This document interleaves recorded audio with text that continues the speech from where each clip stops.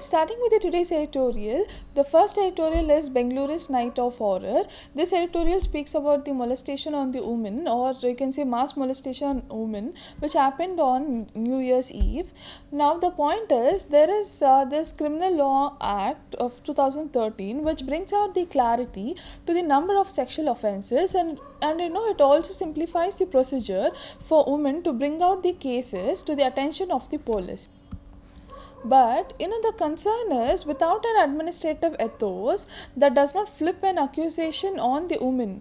So instead of accusing the woman of like wearing the western dresses and being out and having a good time, and saying that this such behavior invites the sexual harassment, it ironically explains the reluctance of the woman to register offense. So when you're putting all the blame on women, definitely they'll not come out to register the cases.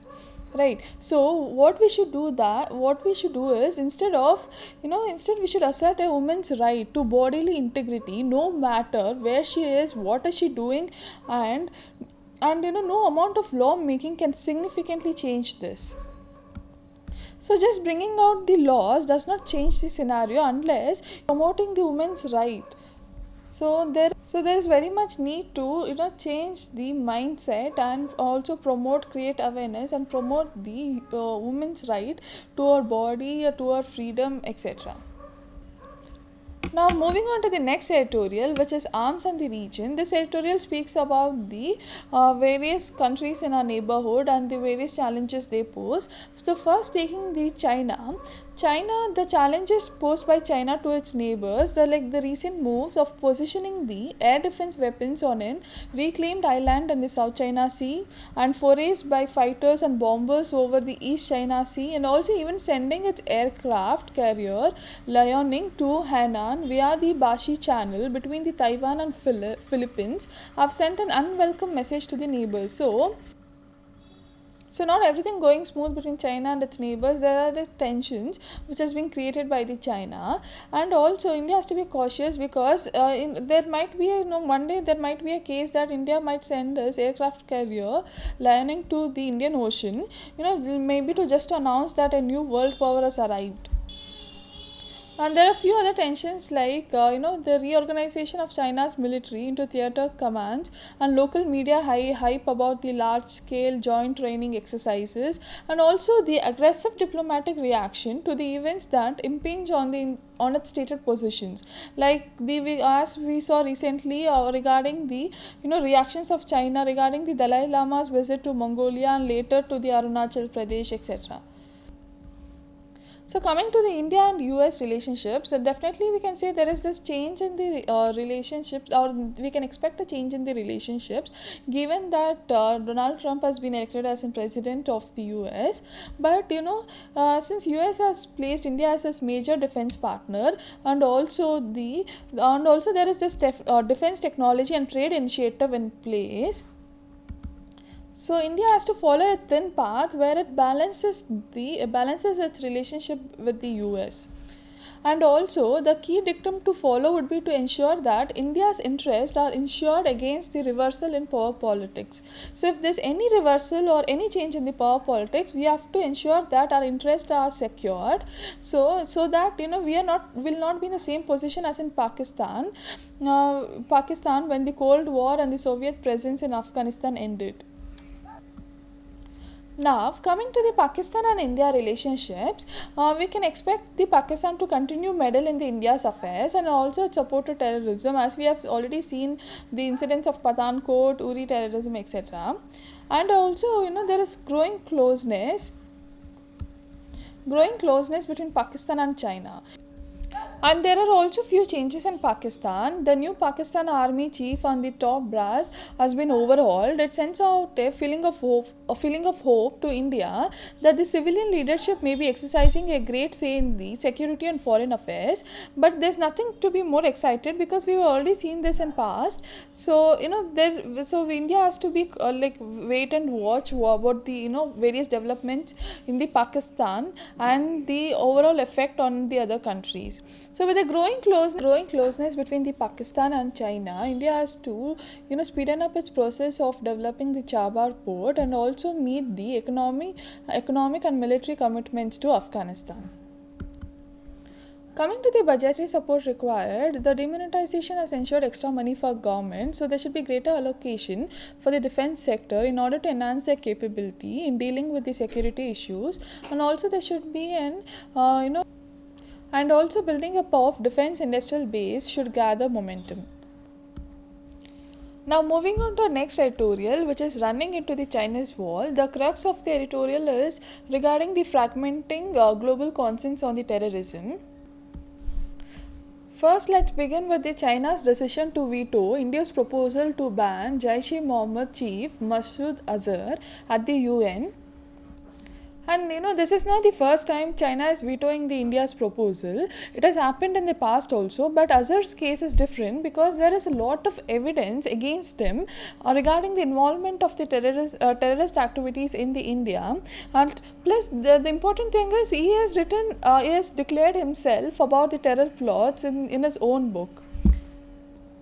So talking about the global scenario, changing global concerns. See, first there was this Al Qaeda or Taliban Sanction Committee, which was formed in 1999, and then what happened is that in 2011 it was renamed as Al Qaeda Sanction Committee in order to begin peace talks with the Taliban. Then in 2015, this committee was renamed as ISIL, Daesh and Al Qaeda Sanctions Committee.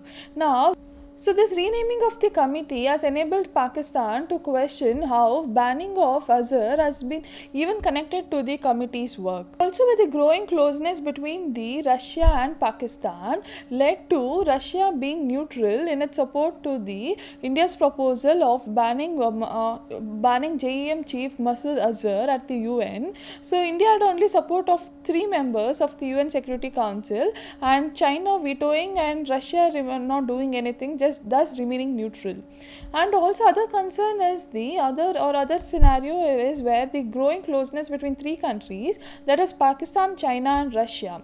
So with the growing closeness, these 3 countries have asked the UN for the flexible approach to, and also to remove the Taliban figures from the sanction to enable the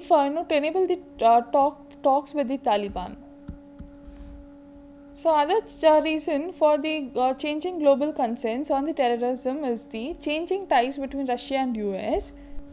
Russian President Mr. Putin had reversed the Russian policy of the decades, and it allowed the US to set up the bases across Asia and virtually take over Afghanistan's security command. But now the relationship no longer exists, and Russia is questioning the US presence in its in Afghanistan again. In Afghanistan and in other places again. So this is again creating the differences in fighting the terrorism in Afghanistan. And also we can see the India's old proposal for the comprehensive convention on international terrorism lying in dust as there is no consent or no support for the India for this proposal. Now coming to what has India already done in order to fight against the terrorism or world terrorism. So first thing is clear about the its boycott of the SAARC summit in Pakistan, and also India and Afghanistan are very much vocal against the terrorism emanating from the Pakistan border, and India is also asking other countries for the support in fighting the terrorism without any differentiation between the groups. So like this, India is saying that we shouldn't differentiate between the various terrorism groups like ISIS, Al Qaeda, Taliban. Instead, we should treat all the terrorism groups as the same, and all the countries should unite against fighting these terrorism groups.